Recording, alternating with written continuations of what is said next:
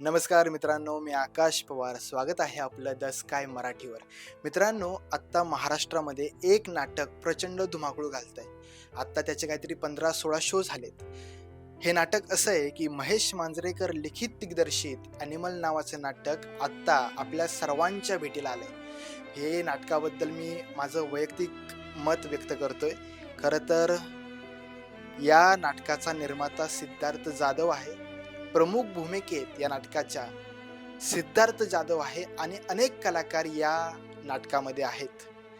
हे नाटक बघण्यासाठी मी वाशीला गेलो कारण लहानपणापासून खूप इच्छा होती की सिद्धार्थ जाधवला समोर बघण्याची, आणि जर समोर त्याचा अभिनयच बघायला भेटत असेल तर ही खूपच मोठी गोष्ट होती, ती सोडणार कशी.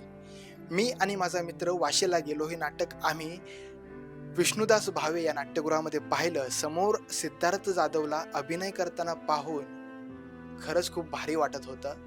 कारण लहानपणापासून त्याचा अभिनय, त्याची संवाद बघत आलोय, त्याला स्क्रीनवर बघत आलोय. जर आपल्या समोर तो अभिनेता दिसतोय, त्याचा अभिनय, त्याची ऍक्टिंग करण्याची कला आपण बघतोय, तर अनेक कलाकाराला काय पाहिजे दुसरं. हे नाटक मी पाहिलं. खरंच अंगावर काटा येण्यासारखं नाटक आहे, डोळ्यातून पाणी आणण्यासारखं नाटक आहे आणि खळखळून हसवणारं नाटक आहे. माझी एवढीच विनंती आहे तुम्हा प्रेक्षकांना, हे नाटक जाऊन तुम्ही नक्की बघा. ॲनिमल नावाचं नाटक, सिद्धार्थ जाधवचं नाटक. खरं तर या नाटकामध्ये खूप साऱ्या गोष्टी आहेत.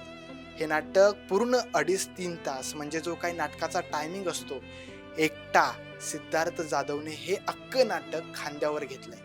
कारण या नाटकामध्ये इतर कोणत्याही कलाकाराचा संवाद नाहीये, कोणत्या कलाकाराचा डायलॉग नाही. फक्त एकटा सिद्धार्थ जाधव 2.5-3 तास एकटा बोलतोय, त्याचेच फक्त डायलॉग आहेत. मग विचार करा हे नाटक कसं असेल. ह्या नाटकातून नक्कीच त्यांनी एक संदेश दिलाय, तो तुम्हाला शेवटी कळेल.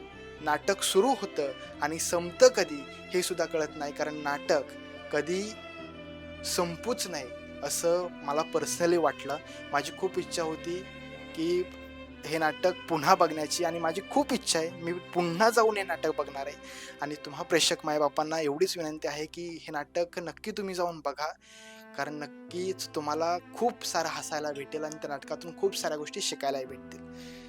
कारण लहानपणापासून ज्या अभिनेत्याला आपण डोळ्यासमोर बघतो, त्याला जर आपण समोर अभिनय करताना बघत असल्यावरती काय ती फिलिंग्स असेल तुम्ही विचार करा.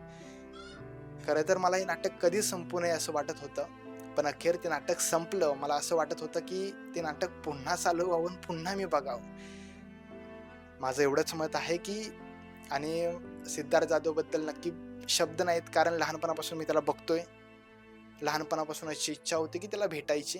त्याला मला माझी ती इच्छा पर्सनली ती पूर्णही झाली. त्याला भेटताही आलं, त्याच्याशी बोलताही आलं.